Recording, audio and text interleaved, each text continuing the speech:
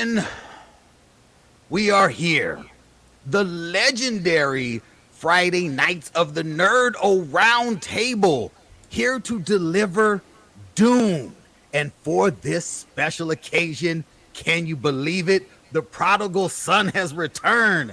John Considine! Every time you make a big deal out of it. Wow. All right. This operation has gotten a lot bigger than I remember it being. You got a stadium full of motherfuckers excited?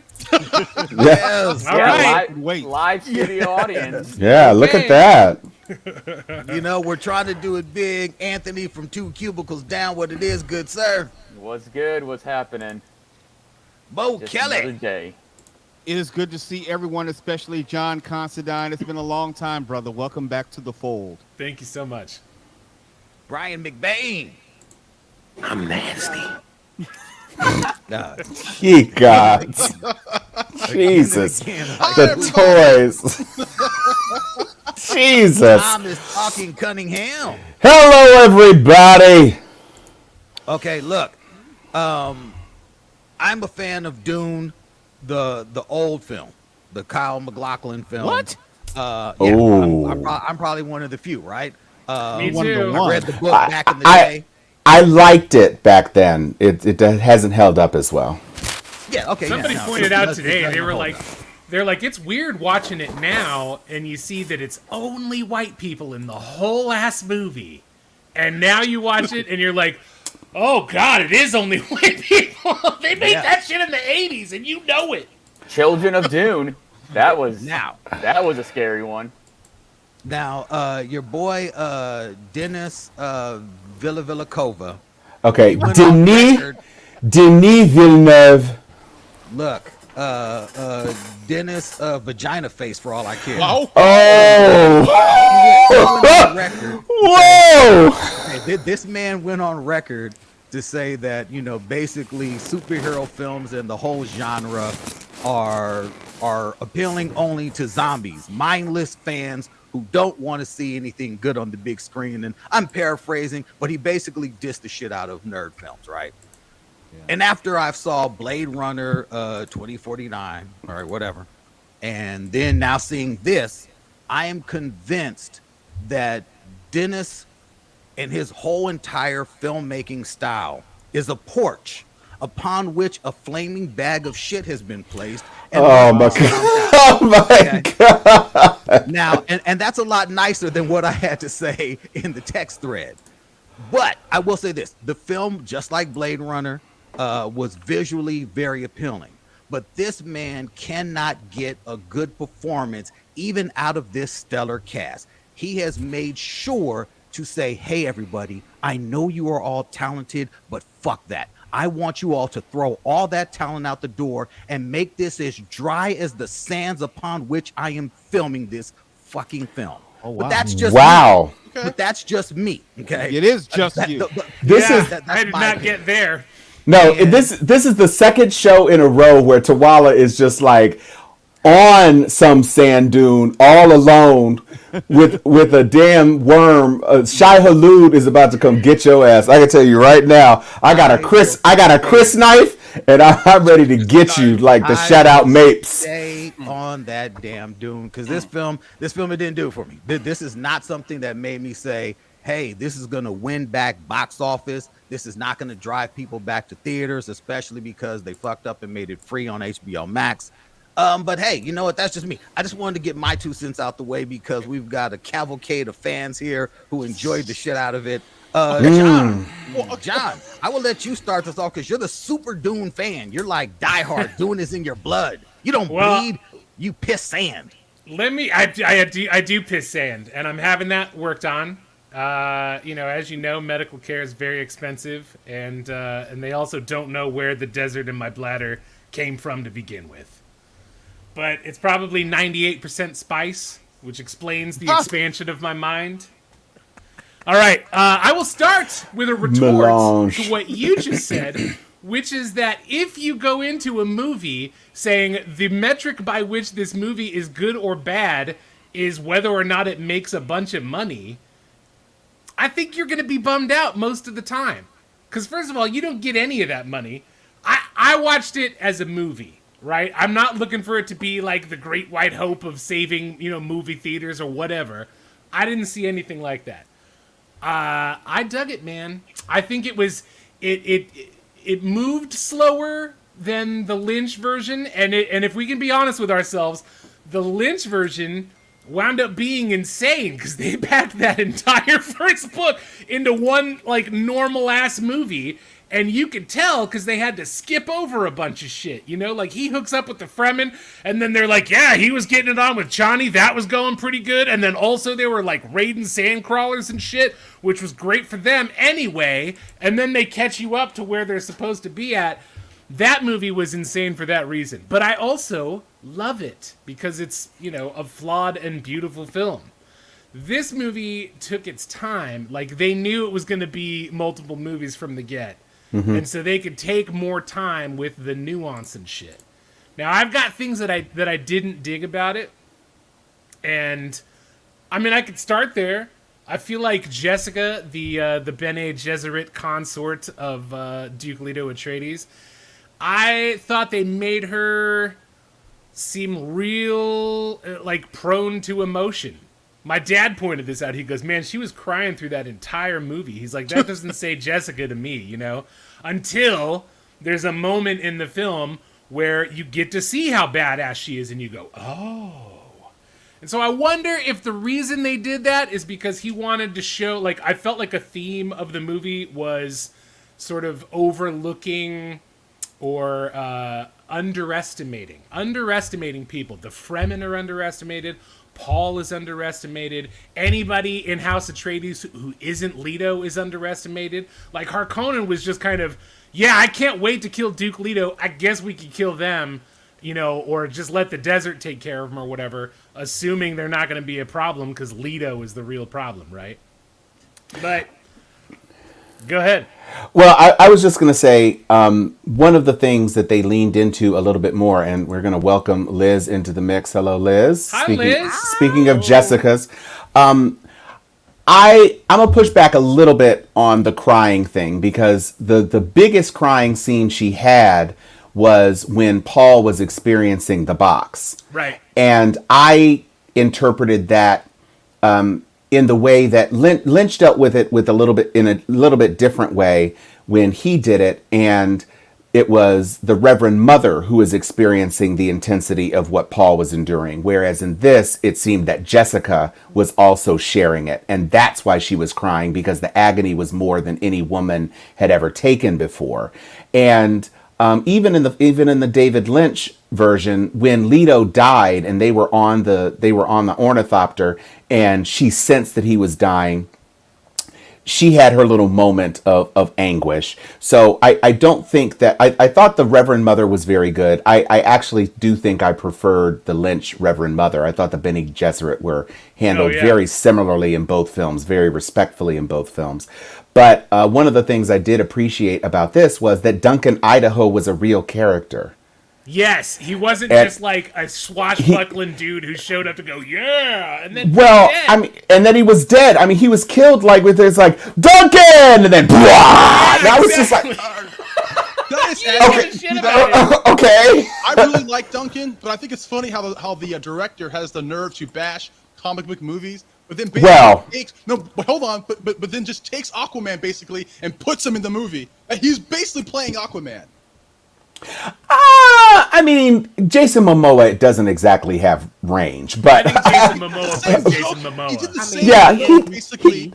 No, he does. More than just Aquaman. With Paul, I was like, okay, I've seen that in Justice League.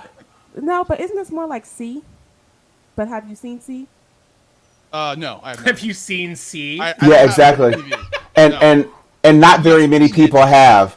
I think to me though, as a person who loved the book, I saw the movie before I read the books. And so I saw the movie and I was like, where are the weirding modules once we got into the book? And then I was like, oh, it's just Kung Fu. And so I thought they did a lot better with that.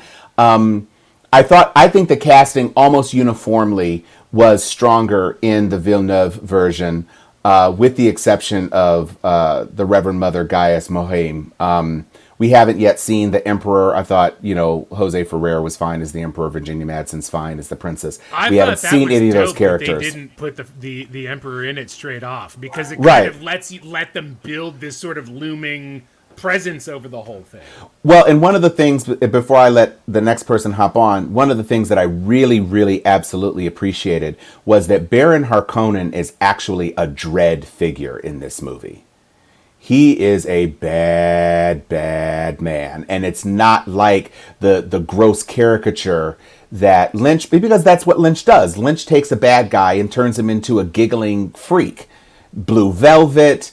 That's just what he does. He loves that thing through Twin Peaks and everything else. So I appreciated that the reverence that the source material was treated with. Yeah. And as you look scene to scene in what Villeneuve did as opposed to Lynch, you saw a lot of complementarity. But I do appreciate both the racial mix, which I thought was much more equitable. On a desert planet, you're not just going to have a bunch of light-skinned people. Thank you. And I thought all of the character performances were uniformly strong, and so I really appreciated it. Let me just jump in from the standpoint of someone who did not read the books but is a cinephile. This was very comparable, I believe, to the Star Wars story. If you look at it in its totality, they drop you in right in the middle in the way that A New Hope is episode 4. You know that there's a lot which came before what you saw, and you know that there's something which comes after what you see. There are references to an emperor that you don't see until later on. But the difference here is they tried to cram, I would say, 2 or 3 movies into one, and you don't get a complete feeling of a beginning, middle, end that you did get with A New Hope. And that was my only drawback from this movie. Visually, I thought it was stunning. I enjoyed the world that they took me to, but it took me a long time to catch up to where they were in the story, to figure out who was a protagonist, who was an antagonist, who I should root for. I wanted to see more of the Baron. Unfortunately, I didn't. I got to wait till the next movie. And when they stopped the movie, it's like, oh, it's over, but nothing has been resolved. So I felt very unfulfilled and unsatisfied at the end. But what I did see, for someone who doesn't like superhero movies, there were a lot of superhero motherfuckers in that movie, top to bottom. And superhero moments. I mean, that whole hallway fight with Duncan Idaho Yes. taking the car. It's like, okay, like, you think you're making movies that you're not actually making. You know what I mean? Like, he wants to talk shit on superhero movies. And look, I didn't watch the movie thinking that to myself either. I don't have anything to prove about what he did or didn't say about superhero movies. But he sure as fuck made a superhero movie. He sure did. Yeah. Sure did. Mo, I have to agree with you on this one. I was like, I missed something. Catch me up. And then we keep moving, and I'm like, I missed something too. And then when he's like, well, we've been fighting for ages, blood fight after blood fight. I was like, oh, prequel. And then we are, and then when you get to the middle, actually, where I think it should have ended at the 1 minute and 40, 1 hour and 40 minute mark. 1 minute. Yes.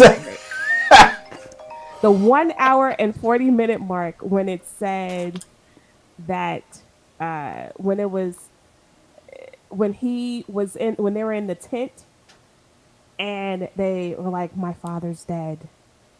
And I was like, oh, this is a great ending moment right here. Because then that's a real Empire Strikes Back moment. Right? Yeah. You can pick up and be like, but you don't start like a franchise with that. My biggest issue is that, like, first of all, the ending was just very, very weird to me. It was a very I was like, okay, you're gonna end it with a knife fight with someone I've never seen before. I don't really care. I wanted to like the movie more, but it just seemed like I didn't get enough of it. It was like a lot of foreplay and not enough of a payoff. At least in Star Wars: A New Hope, there was some type of a payoff. Luke destroys the Death Star. This one is like, okay, we have a knife fight, and then, all right, the end. Finn. I was like, all right. But I think the problem is that it's based on a gigantic, super, super deep novel. Yeah. Where, there's not like, it's not like Lord of the Rings was written in such a way that it was sort of punctuated where you could break it up into 3, sections that kind of felt relatively self-contained or whatever. Right. Dune is totally not like that. And the point that they ended on is right before in the book where there's a break. Yeah. Like he basically gets accepted into Siege Tabor. And then Jessica and Paul start doing training and they do all this other stuff. There's a montage. So there's a whole montage. And so by the time, if you had carried through to that, it actually would have felt even more abrupt because that's when shit starts to pick up. When he trains them and then they start doing the guerrilla fights against all the things and the Harkonnens are back and all these other things. If you had stopped it there, here at least you say, okay, so all the groundwork has been laid. Paul has been recognized as a superior warrior, which is something that the Fremen were not expecting at all. They are now beginning to believe that he might be the Kwisatz Haderach. And Jessica, what people who read the books and even are familiar with the Lynch film, they know that Jessica is about to become the Reverend Mother of that siege. And so everything is about to turn. And so if you had gone too much further, it would have actually been even less satisfying. As a person who, I know the story in a way that a lot of moviegoers won't. And so I concede the point that it does not seem that a whole lot has happened, except that Villeneuve decided to put in explosions. He had, the huge battle against the Atreides forces. He had the Sardaukar kicking ass. He had all this stuff happening. He killed Liet Kynes, which was not, that character was not killed in the Lynch version. And so I just enjoy, as a person who read all of the Frank Herbert Dune books, even Chapter House Dune, which was an acid trip, I appreciated it because I appreciated the reverence to the source material. I loved the scale. I loved the art direction. I loved the casting. I loved really everything that they did. And Timothy Chalamet is, to me, infinitely better than Kyle MacLachlan, not for the least of which reasons is that he's not 40. And he actually looks like a guy who is... I thought Champagou did a good job, man. I was into it. Yeah, I call him Shamalama Ding Dong because I'm never sure if it's Chalamet or Chalamet or it's Sha and May. But Tom, it almost sounds like you're making the argument this would have been great for a 13-part Disney Plus series, if you will, where you had an hour episode to really go through the paces of the book. But instead, we took a 13-piece episode and said, here's episode 4, 5, and 6. But we don't know when episodes 1, 2, 3, and 7, 8, That's 9 actually one of the biggest critiques from, just from the masses of critics who have seen is they said that this once again has attempted to bring Herbert's books to life, and it failed because for those who have no idea what Dune is, it drops you in the middle and expects you to catch up and know it, versus taking the time and saying, hey, if you know you're going to make several films based on this, you should have chosen moments to break it up better to make it a complete film versus saying, hey, fans of the book, here you go. Everyone else, fuck off. This is a snoozer. And it's long, like The Irishman, you know what I'm saying? It's a snoozer, but I will say that I give grace to a movie that I know that there's going to be a franchise because there has to be some level of buildup, and the first movies are not always as juicy as the second one because that's where all the action happens. But there's usually a climax, though. There is a big battle. There's some sort of resolution, and the big bad is still out there, as the case was in New Hope. Darth Vader got away, but there was still like, okay, the good guys won this battle. I didn't feel like anybody won anything, and I'm not even exactly sure who is the protagonist or antagonist of this. Because really? But you also have to look at the fact that because he had no business being on that planet trying to mine spice. Who didn't?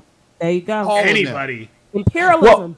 But see, here's the thing, and people keep saying dropped in the middle. It's not really that you're dropped in the middle because when Herbert wrote these, it is kind of an abrupt start. It's like, here's what's happening. The universe is this big. It's 10,000 years into the future, and spice is this important shit, and this is the only planet where it is, and the Harkonnens are getting kicked out. That's basically how it starts. Okay, Now, Tom, they go back in the past. Go ahead. Two things can be true. It could be attached to the source material, and it also can be dropped as very abruptly. Like two things are, Aristotle said that there has to be a beginning, a middle, and the end. That's how that's how humans really resonate with the story. And you could do a really good job at starting us right in the middle and not really showing us. But it's not that many movies that have done that. This is going to make me sound. This is going to make me sound like a goon, but one of the versions of Dune, the many versions of the David Lynch Dune that I saw. Oh, okay. Okay. You know what I'm about to say? I do. They made a version where they had poor Virginia Madsen up on screen, sort of like explaining some of the backstory and shit. And also in that Lynch Dune, you got to hear characters' thoughts a lot, and a lot of that kind of like gave sort of background to stuff. I'll draw a comparison with my favorite cut of Blade Runner to this day is still the theatrical version, because I thought that I know, but I thought that as much as that voiceover was malign, and I thought it gave like a certain sort of like hard-boiled noir vibe to it, and also kind of like helped you figure out what the shit was happening. I mean, I guess I even more than John am ending up as the Dune apologist here. I will say that the political intrigues that undergird this, basically what was not as clearly delineated and explicitly said as was in the Lynch version, is that the Emperor was jealous of the Atreides and thought that the Atreides had developed too much power in the Landsraad, which is the governing body of the planets across the universe. And he felt threatened. And so he knew that the Harkonnens and the Atreides were blood enemies. And so he took the fiefdom from the Harkonnens and gave it to the Atreides specifically so that the Harkonnens would come and decimate the Atreides, and then his position would be more secure. Well, and it would weaken both of them. It would weaken both of them. Were crazy rich. Right. And they would have to expend resources to engage in this campaign, even though he was lending some of his own resources to make sure that the job was done. And basically, the Emperor was hoping that he would be able to maintain an ironclad control over the spice because of all of the properties that it has and blah, blah, blah, blah, blah. And then the Navigation Guild definitely needed to make sure that they kept it, because that was the only way that you could travel in interstellar space. So all of these different factions, it's very similar in some ways to the Battle of the Five Armies on Tolkien, since John brought that up, where you have all these disparate forces, like in The Hobbit, who all have an agenda and they're all trying to get what they want. And what I will say is that I do appreciate and understand that audiences that weren't looking for the subtle nods to the information that's in the book would not have been able to grasp all that. But as a person who did know it and was like, oh, okay, so they're literally keeping the Emperor out of this to make the Emperor a figure of more enigmatic dread. And they're making the Baron, I think it's pretty easy to presume that the Baron is the bad guy, because the Baron tricked Dr. Yueh and then betrayed him. And also, he's fat and covered in slime. But he's fat and covered in slime, and he's so fat he needs an anti-grav belt to move around. So that guy's a bad guy for sure. I mean, he was basically chunky Snoke. I like this version of the character. I mean, the problem with this film is this film is relying on a whole lot of in order to try to make a franchise, which right now, unfortunately, to my point of the film not being successful, you're not going to be able to see this story continue if it doesn't do shit. Warner Brothers is not going to throw in another fucking $500 million to a franchise that's not going anywhere. Well, that's just not how it's working right now. I'll even piggyback on Twala, even though I'm not gonna say that Dune's bad, but I will say this: that Lord of the Rings is not an easy story to tell, nor is Matrix, but they resonated somehow with the crowd. because they were able to make it much more simplified for the people who were able to walk in, have no idea what's happening, and to try to kind of get it to where they'd be interested to go back again and watch it again. Even the first Lord of the Rings, if you look at the, review them all, it's definitely not my favorite, but it was enough interest to where I knew where that second one was going, and that second one picked me right up and took me. And that's where I think is the problem with this one. This one has me left with so many. I have no idea what's happening here, but I'm gonna keep it going, and I'm gonna keep it moving. And then this is a little dry, and then I'm gonna keep going. And that is a problem if you're trying to spend so much money on a film. And then you get to the end and they say, all right, so let's just walk on into the desert. Yeah, I mean, that last line, oh, this is just the beginning. There's so much more. That's like, but is there? But you give me 2.5 hours of the beginning. I would have bought that that's ending. Like, I don't know. That's not a the selling final point fight right now. Was bigger, but to me, it meant nothing to me. I was like, okay, you're having a knife fight. This is West Side Story, great. But it didn't move me, and I wanted to like the movie more. I mean, I thought it was okay. I didn't hate it like Twala. I appreciate the fact that they're building a franchise, and there's a lot of fan service that I appreciate. So, I mean, but I wouldn't pay to see this movie in theaters. I wonder if I liked it as much as I did because I read the book and because I was a big fan of and understood the David Lynch one.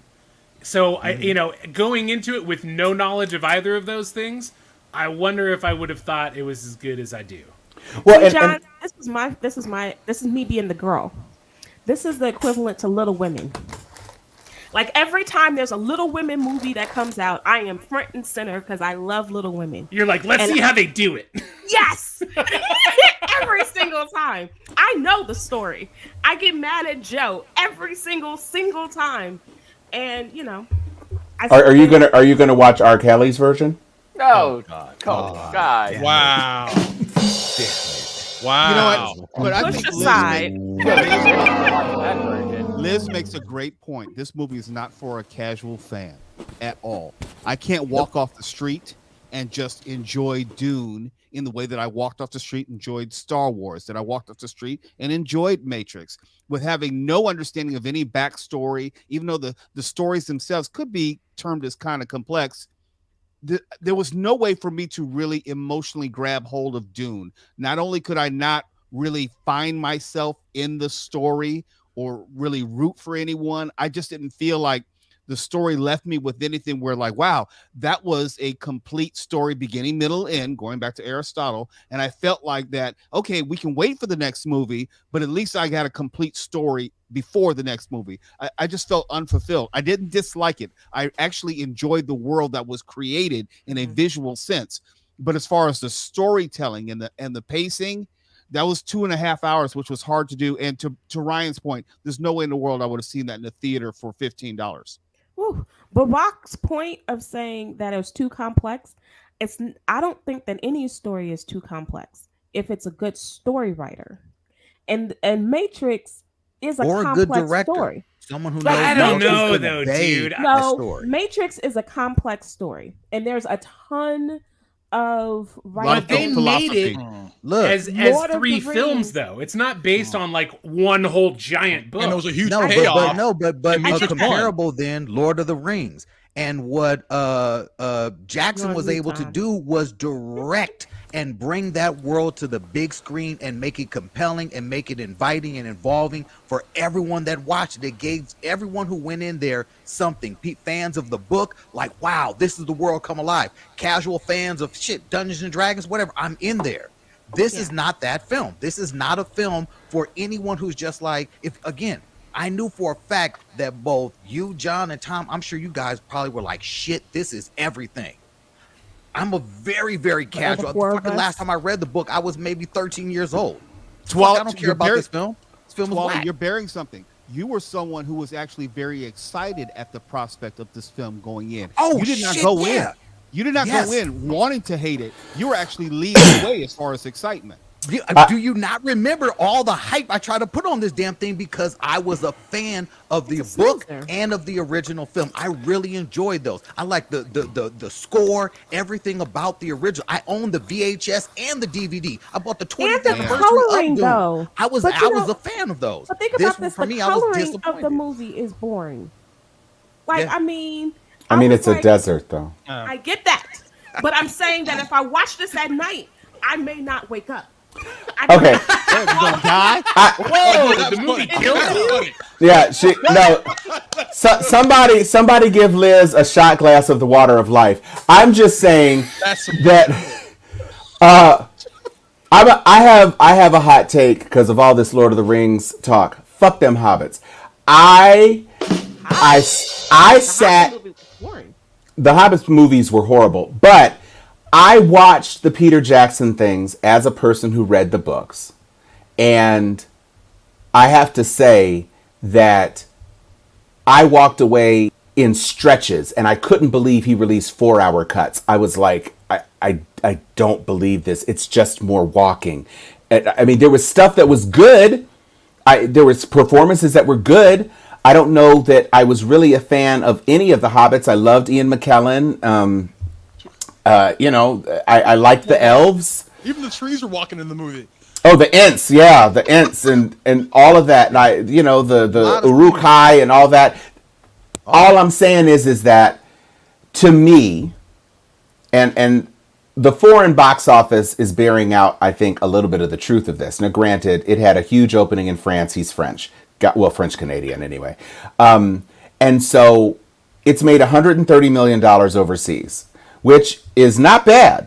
I mean, especially considering the HBO Max is not an option over there. People are paying to see it. And I think cultures that appreciate, not to diss American cinema, but cultures that appreciate slower, more involved storytelling, I think are embracing this movie better than I think American audiences are likely to.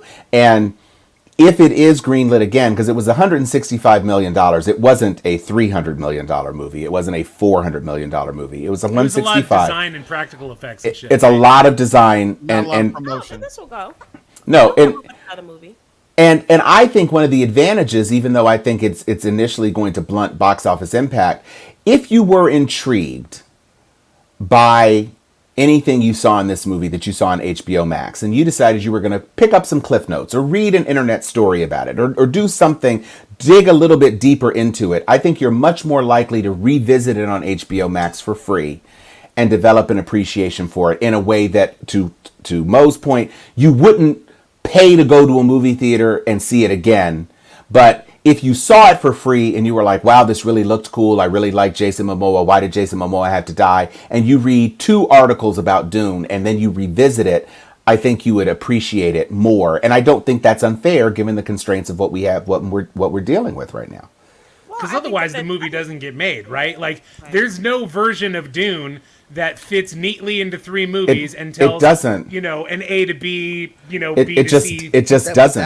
That's why it was harder. It was hard for them to bring the first film to the big screen. That film took a whole lot to get made. There was a lot of fighting, even to get that one done. This one itself also, they said it can't be done. These are stories that they say cannot be done. They should not be done on the big screen, kind of like what they said about the fucking Watchmen, where they're like, dude, don't do it, just leave some stories alone. Everything isn't made for the visual medium, right? And that's just kind of where some stories are. I think Mo has the right of this though. If sci-fi tried to do a version of this that kludged together Dune and Children of Dune into like a 3 or 4 part thing, if Warner had decided to cut the 3rd and 4th seasons of Titans and invest that money in creating a 10 episode, because you don't need 13 episodes to create the first Dune book. You could do it in 6, and you could in 6 hours.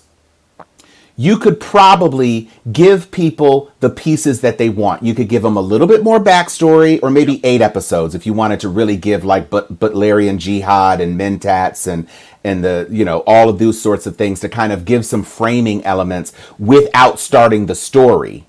you probably could do it in 8 episodes and it probably would have been magical. But, I'm hoping that Denis actually did a whole lot of Superman 2 shooting in this first one so that it's not like everybody's got to come back a year from now and actually start up again. I'm hoping that there was, some intentionality around it so that he was able to get some additional stuff shot, because supposedly Warner Brothers is interested in doing a Dune 2. So, yeah. To me, it's a waste for them to have the HBO Max app and not have looked at the complexity of this story and said to themselves, we need another major win for the HBO Max app. Right now, the app is kind of just, it's existing. No, there's nothing, there's no real draw to it. Why didn't they make that choice? That's weird. The series is really good. Like Succession's back.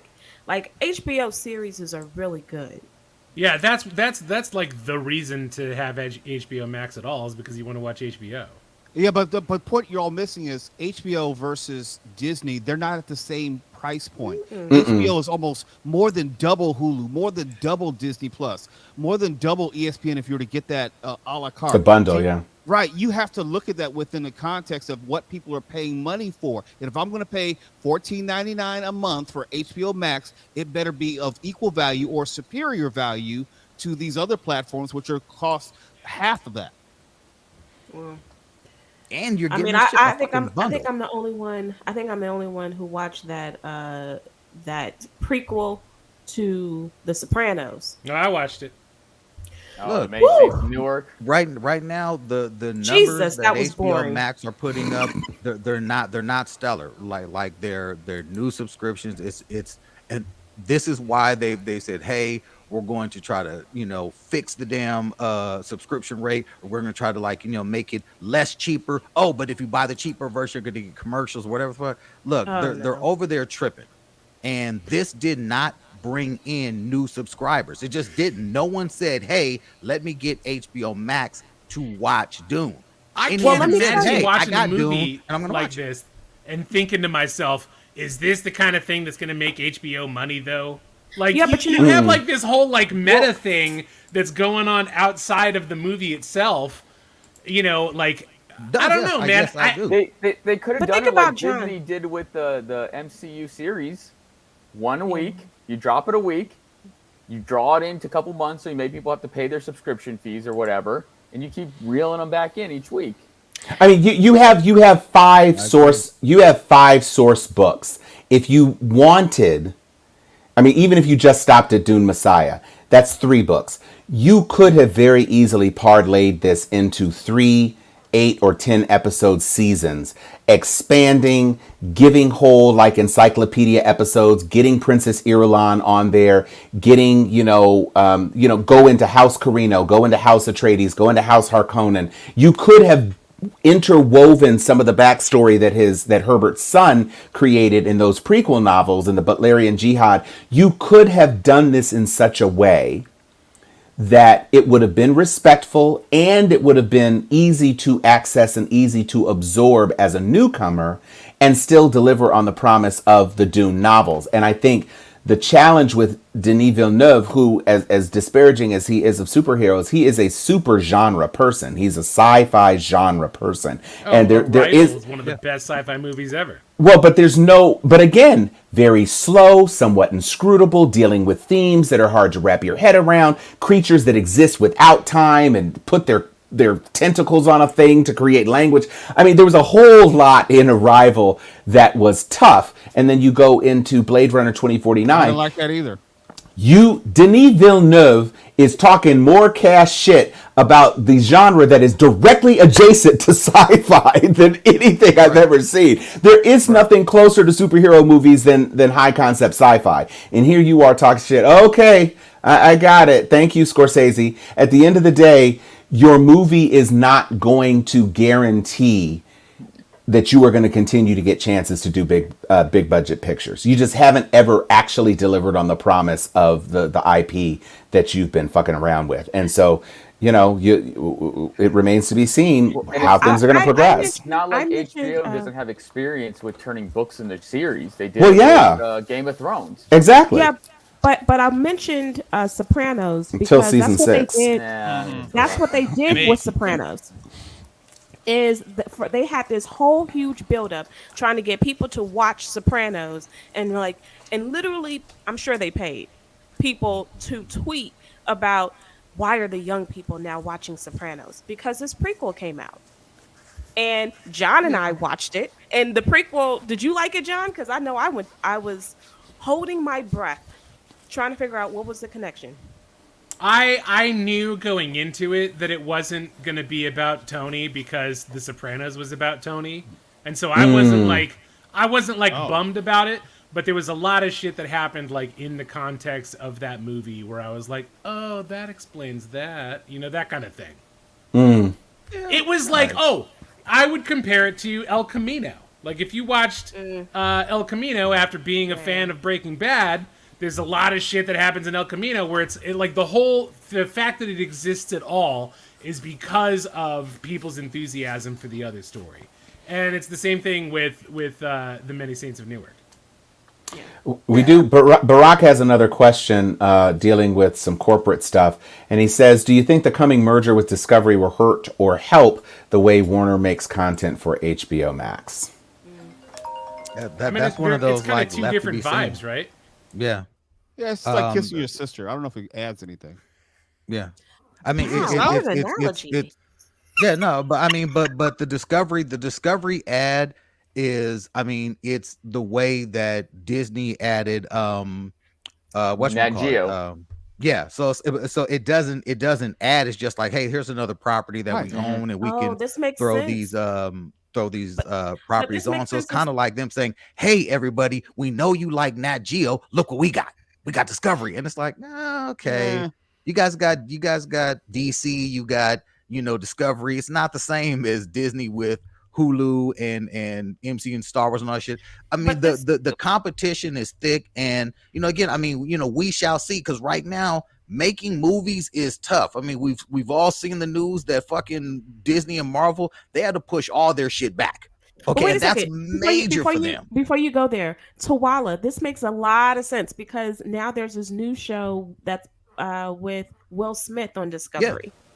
Right? Yeah. So Will Smith, they're thinking that Will Smith is getting this new revival of popularity because of what he's doing on Instagram.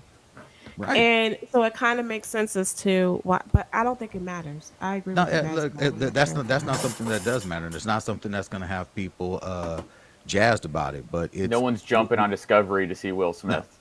No. I mean, like Will Smith. It's tough. It's a They're not tough enough world out Doesn't there. Discovery I Plus do. have 90 Day Fiancé and all that shit? It does, but I don't watch that show. Because I Liz would know. love 90 Liz Day would know. Fiancé, man. Oh my god, that Golly. show is fucking Don't watch that show. bananas. I wonder if, because in the midst of other interesting decisions by Warner Media, Wonder Woman 3 has been greenlit. Wonder Woman has been greenlit. Oh, that's humor? No, Yeah, but I'm not shocked. Linda Carter is back. It's not just Gal Gadot. It's Right. Linda Carter, and she's like, just wait till you see what we do. And I'm like, is this your selling point? That Linda Carter is back? Well, actually, you know what? I think that's a good point about Linda Carter coming back, is because I know some people who absolutely did not want to see Wonder Woman because it was not Linda Carter and didn't reflect. And I was just like, really? I'm gonna need you to watch it though. And then the second one came out, and I was like, well, don't watch it. But But I do think that there is a selling point in having them both there, because I think that they want it. And these crappy commercials with Serena Williams being Wonder Woman. I mean, they're continuously keeping Wonder Woman in the front of our eyes. They're trying. Green lighting Wonder Woman 3. I don't know if that's a winner. It's not. The DC fandom, they dropped a whole lot of content for us to say, hey, this is all coming. We know how DC gets down. We still are all waiting for that super all-around stellar DC product. They've dropped some stuff that's really, really good. They've dropped some stuff that's cool, but they've dropped more shit that's whack. A lot more shit that's whack. Oh, Flash yeah. movie, the Flash movie. I'm not sure what's happening with that. You know? But we are getting Titans season 4. Damn it. Yeah. We're also Well, what getting about Doom what Patrol about Green season 4. Lantern? I don't know. How The are we which one? feeling about Green Lantern? Oh, the Green Lantern series. Yes. That one's looking good. It's them saying it's an outer space procedural where it's not focused on a Green Lantern, it's focused on the core. The core. We're going to see Oh, several that sounds different cool. members of Right. Green Lantern. Like Law and That's Order a great Space. idea. Yeah. Yes. Yeah. Dong You dong. know, Sign me up for that that's a shit. Is man. this going to be on CW? If it's on the CW, No, I'm no, it's on like- No. No. It's gonna be on Apple TV, Liz. Apple TV. It's You know Liz will watch it if it's on Apple TV. They wanted the viewership. They put it on Disney Plus. Yeah. Liz will watch Titans season 4 on Apple Plus if it comes to Apple Plus. That's so hot. There's some struggles on Apple TV, but wait a second. What about the Batwoman response? I mean, I thought the Warner Brothers Batwoman the response. Oh was look, man! kinda Look, salty. they're dragging that chick. She tried to come out and say that they disrespected me, and everyone on the cast is like, "Oh no, they didn't." Or like Cameron Johnson's response saying, "Like, yo, you were the lead of the show and you got fired. That's pretty damn hard to do." And why That's did some they crazy beg her shit, ass Ruby back? Rose. That's the thing I didn't understand. I mean, it kind of explains why they got rid of her in the first place. Why did they have her back? Well, They brought her back after all that shit? They did. For Yes. just a Is she minute, still back or did they kill her again? I have no idea. No, No, they she- killed her. I didn't watch She's it. dead, Oh. dead. To add And to she's that, and no, so, they brought her character back with a different actress all sure together. did. Oh, okay. Yeah, sure they did. said that something And it looked happened to nothing her like her. face. I was wondering why when I was watching John Wick 2, she wasn't talking. Now I know why. Well, Ah, all I have to say is we really missed a very good airplane callback just then when you said a different actress altogether. A different actress. We were all supposed to say that, and you just messed it up. You're not a nerd for missing that one. sure, can't be serious. Yes, I'm serious, and don't call me Shirley. Shirley. Thank you. This is about gladiators. Thank you. Have you ever been in a Turkish prison? Looks like I picked the wrong week to stop sniffing glue.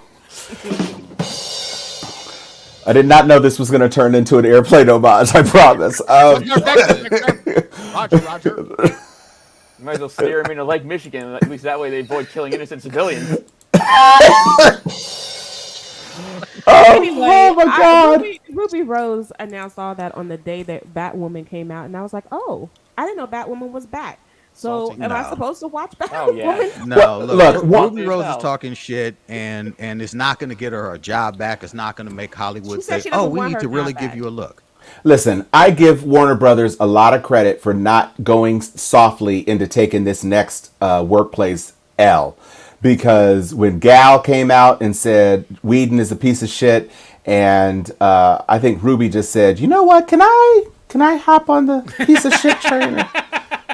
She's Didn't- like, didn't she Gal- did a whole opportunity- Instagram Like, story why on would it. She Ray was But right. I'm saying she really thought she was going to get her Rose McGowan moment, and all I'm saying is that Warner Brothers, to their credit, instead of laying down and just getting spanked again, they said, no, we got to push back against this. It seems got like she enough practice. misunderstood the piece of shit moment, and it was like, Yeah, "Oh, I'm sorry, no, we're calling people out who are pieces of shit. This is Right. for pieces Pieces of shit. Yeah, read the room, Ruby.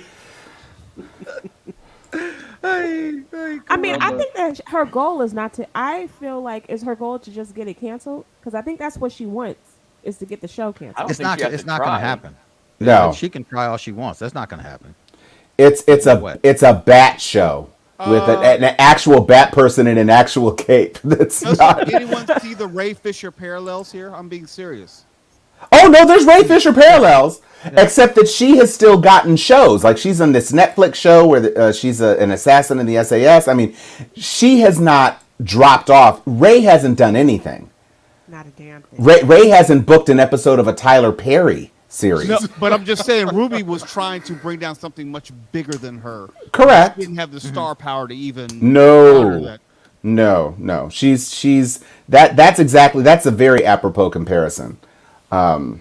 She and Finn Jones and Ray Fisher can all go. Leave him alone. Leave Ben Jones alone. Look, Stop it. Jones, Leave you that mean man Ray alone. Fisher? hey, look, but before we run out of time, I just want your thoughts on this this situation with my man fucking damn near killing someone, or not killing someone, murdering someone and critically injuring. Okay, he didn't murder them. That was Don't be casting aspersions, T. yeah, Look, that was manslaughter at best. Take away the word murder. Someone fucking died. True. Horribly. Yes. True. From another, on-set gun-wielding accident. And they're and I know Liz, even in our chat, you had said this may hurt the film, but I'm like, really and truly, when you look at the history of on-set accidents that have happened where people have died, be it stunt people, be it people that just don't make it into the news, Hollywood doesn't give a fuck. They finish fucking The Crow with scenes of Brandon Lee after he had died. Twilight Zone. Hollywood doesn't care. Vic Morrow, but there's something very different here. There is a non-union component. In other words, this production was in violation. They were doing shit that they should not be doing. There was a walkout, from what I understand, the morning of the shooting, which leads you to believe that there's more to the story than just a workplace accident. But what I think is, I don't think this movie gets finished at all, unlike the other movies, which were union and in compliance. This is negligence. This is something which would get most productions shut down, even if there weren't a workplace accident. So I don't think this movie is going to get finished. I don't blame Alec Baldwin, because if you know anything about a set, the prop master is responsible for that gun. Yeah. And when he or she hands it to the actor, they let you know it's a cold gun or it's a hot gun and so forth. And evidently he was lied to. So I'm not going to blame him for that. Right. I would argue, though, that when it comes to firearms, like when it comes to something that just like its job is to create murder, like if you put a gun in my hand and tell me there's no bullets in this gun, I'll be like, okay, I'm just going to check, though, if that's all right. Well, I think the challenge is that when the gun is supposed to have blanks in it, because it's supposed to, have a recoil. It's supposed to look like a thing. But now there's a pushback where it's like, okay, look, it's pretend, people. Just don't have real guns on the set. Just don't do it. Have a modified cap. Yeah, have a modified cap gun so that it makes a sound, and the pin. Fix all that in post. And do it. Add the additional stuff, because it's not worth another life. And the irony is that if IATSE had actually struck, then none of those people would have been on set, and it just wouldn't have happened. Yeah, but the producers made the deal and kind of reneged on the deal, and so it's far from certain if it's concluded. But if they had been struck, that incident would not have happened on that day. It sounds like a lawsuit. Off the morning. Oh, it's gonna be a lawsuit. Sued. Oh yeah. And then they brought in Scab. Jail. Yeah, well, and it was the Scab apparently who gave Baldwin the gun. Right. Scab. Oh, So, I heard it was a first AD or something like that. No. No, didn't their prop master Non-union was person. just some goon from the gun store nearby or something, right? Yep. The assistant director actually gave him the gun, but he got it from the Scab. Well, this is going to help unions. Oh, yeah. Well, Damn right. Oh, and by the way, right. I want to say a big F you to the person that took a picture of Baldwin, like, healed over crying. I'm like, dude, who takes a picture of that? Dude, he just killed somebody. That's F shitty. you. That guy was in pain. Last time I saw someone here like it comes. Here it comes. Here it comes. Super Bowl with the Seahawks threw that interception in the end zone. He was like, same pose. Same thing. Same pose. Same It hurt thing. the same.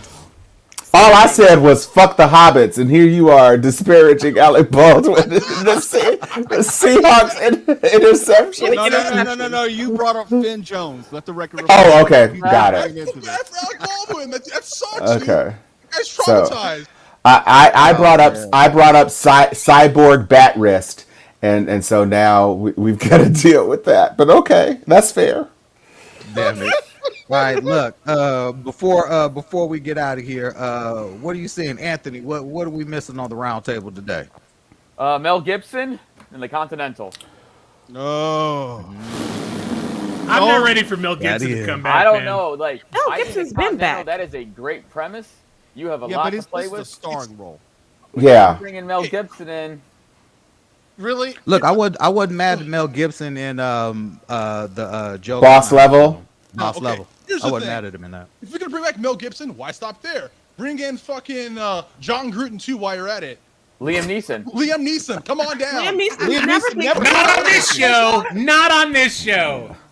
That's where they draw the Mel line, Gibson. apparently. Look, Yeah, Damn no. you, Liam Neeson's. Liam Neeson Yeah, Liam Neeson's. continuously making movies. Like he's never stopped. Yeah, well, Ice Road could stop him. It sure That was did. a horrible movie. How about Oh, nonstop? man. That was hey, bad look, too. he has become the new straight made for TV or made for direct to video fucking films. He's He's washed taking up. over Fuck for him. Nicolas Cage. Yeah, I was Fuck thinking the him same and thing. his He's whole like life. Nick Cage. Mo, what are you checking out? Y'all got to see Cop Shop. Since we're talking about Boss Level, director Joe Okay. Carnahan, Frank Grillo. It stars Again. a black female lead. I don't know her name because I've never seen her in anything, but I can't tell you about it because there's a lot which is revealed as the story Okay. unveils itself. Isn't Gerard Butler in that one too? Yes, he Yes. is. Yeah, I'm really okay, sure all right. about him. That's the one I'm thinking of. This is Cop Shop! Yeah, there's even some Curtis Mayfield references in it. Oh, snap. Okay. Yes, yes. Wow. Okay. Cop Shop. Wait, where's that? Is that on Netflix? Where's that? No, it's on it's in theaters. Yeah, Yeah, but it's also VOD, yeah. yeah. Okay. Okay. I'm about to watch it. All right. Considine. I mean, I just watched Squid Game. Loved it. Yes. I don't know if you guys have already Oh, yes. had Top the to Squid bottom. Game jam I thought it down, was but pretty funny. and I just started Did you watching. say funny? It was funny. There's parts of it that were funny. Okay, It you was funny. you must have been watching Octopus Quiz because Squid Game was not funny. I laughed when he started shooting everyone in the old and in red light, green light, and the old man was like, "Deuces, I'm still running. Screw you people." I was like, Okay, so I you laughed. Tell You me la- that you're a psychopath without telling me that you're a psychopath. exactly. Squid Game was hilarious. One comedy of When the he year. had to kill his friend and he tricked the old man. Oh Oh my god! That was sad. That was sad.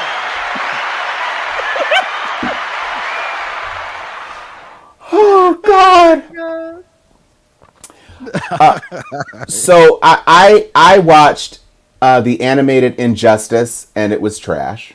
Oh, really? Oh, really? That wasn't good. The animation is so subpar. I don't know if you've been watching some of the recent DC animated features, but one of the conceits that the studio that they are shopping their animation to is on the hands of male characters, they have these black rectangles, which I guess are supposed to be shadow. I don't even know what they are, but the animation was stiff. The voice acting was okay. I mean, the Joker was fine, but the Joker, as you well know, gets killed in the first 5 minutes. And so Harley Quinn is doing improbable things. It's like, how is Harley Quinn and Catwoman competition against Superman and Wonder Woman? It just was not good. And I mean, for a story that is as dark as it is, when you think about some of the things that DC Animation has done with dark versions of Superman, so they had the Ultraman thing where Owlman and Superwoman and Ultraman were trying to destroy the multiverse and all that.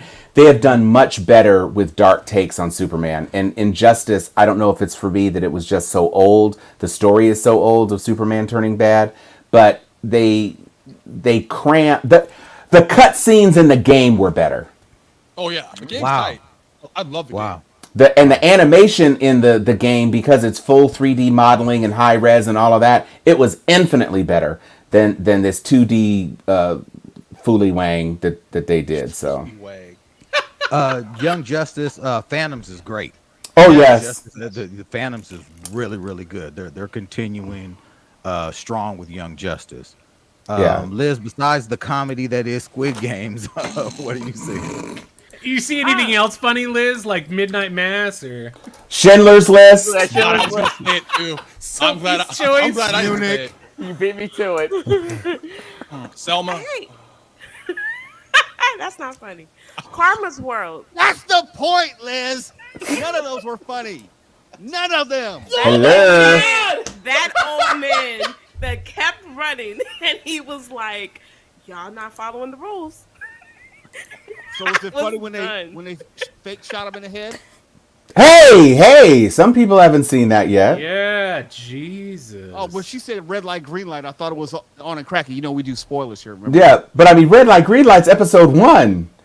You skipped all the way to Gong Boo, bro. Yeah, but it's been out for like a month and a half now. It's been, Hey, for anyone that watches Squid Games, I promise you, do not watch the English dub. Please select. Oh no, subtitles is so much better. I've actually run into people who are like, "Wait a minute, there's a subtitle version." I'm like, "Oh, don't tell me you watch that whole thing." No, it is infinitely better. Oh my god! The English dub reading. Fucking subs versus dubs. This show is better than that. No, but it is actually true in this case. I can't imagine what the psycho girlfriend who aligned with the gang leader. I can't imagine what her dub sounds like because it was terrible. The lead it was character objectively bad. The lead character dub was so awful, I said, I can't believe it's this bad. I stopped after 5 minutes, and then I switched it to the other one, and I was like, okay, so this is what the actor sounds like. Why couldn't you find an American actor who sounds more like Sang-woo was okay. Sang-woo was basically the same. She sounded like every other English dub of a character that was like her that you've ever seen in anything. I'm your girlfriend, so... Yes, 1,000% that. That's the whole thing. Yeah, I figured. Yeah, no. I'm so glad I invested the additional time, because... Oofa. I watched, I'm watching Karma's World. It's this cute little show that is on Netflix. That is Ludacris's daughter, his show on this little black girl who raps. And they have these cute, it starts off, it's 13-minute episodes. They're very quick, very short. But Tawala made a comment that we skipped over, and I wanted to also say that that's something to watch, about the MCU being, fast forward, and because they're skipping everything down and Sony's taking a stab at this.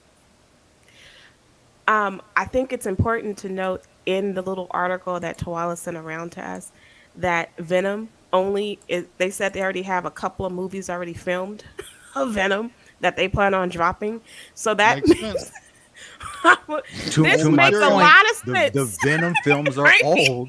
Yeah, okay. Right? I've been telling These y'all those films are old. Super old. Those shits have been in the can for a minute. Okay, let's just be real. I saw that Now list. this I was makes like, sense. wait, in the can? You guys are ready to go with these? What? 2 of them. Yeah. So that was like, oh boy. Crazy.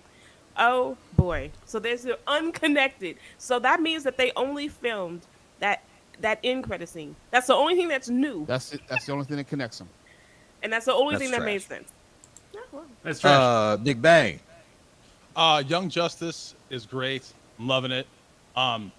Then I went over to try and finish Titans. That wasn't so good. Great. That wasn't good at all. It was bad. Very bad. Like, I didn't get past episode 4. So how many episodes is it? Because I stopped watching. I'm sorry. No, it's just not it. It's just it's horrible. And Wow. I'm trying to get through, which I like, by the way, The Expanse. I'm trying to, Hey, where are you? binge Where watch. are you in the series? Not very far. Not very No, far. okay, that's fine. All right. But I like it. I dig it. Nice. Serious sci-fi. Yes, it is. Nice. Well, shit. There it is. Considine. You know what time it is, good sir. I'm ready. And wait. And since we did not get to talk about the Batman, it's only appropriate that Considine, you know what you need to do. Batman. Oh, that throws off my whole shit. I had a whole different thing. I don't give a fuck. It's the end of the show. There's nothing to get back on track. Fuck your hobbits, Considine. I got a different quote, and it's the one I'm using. Oh, Okay. Okay. You're not gonna just drag Batman out of me. Oh, look. Hey, then look. I'm happy to get whatever you bring. Anthony, I feel set like it off, you're good sir. gonna. It's pretty good. All right. You got it. It's Good it's news, a everybody. deep pull. It's a deep pull from David Lynch. Oh shit. Start over. My favorite line. Shut up, God. Anthony, take 2. Got it. Good news, everybody. You fight like a young man. Dodgers in 7.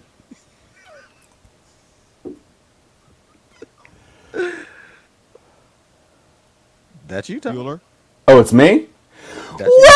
Where is my Fremen suit? You're the man for that. I love that. Dr. Liz. Dreams make good stories, but everything important happens when we're awake. All right, Considine. All right, man. Wait for my brother, Baron!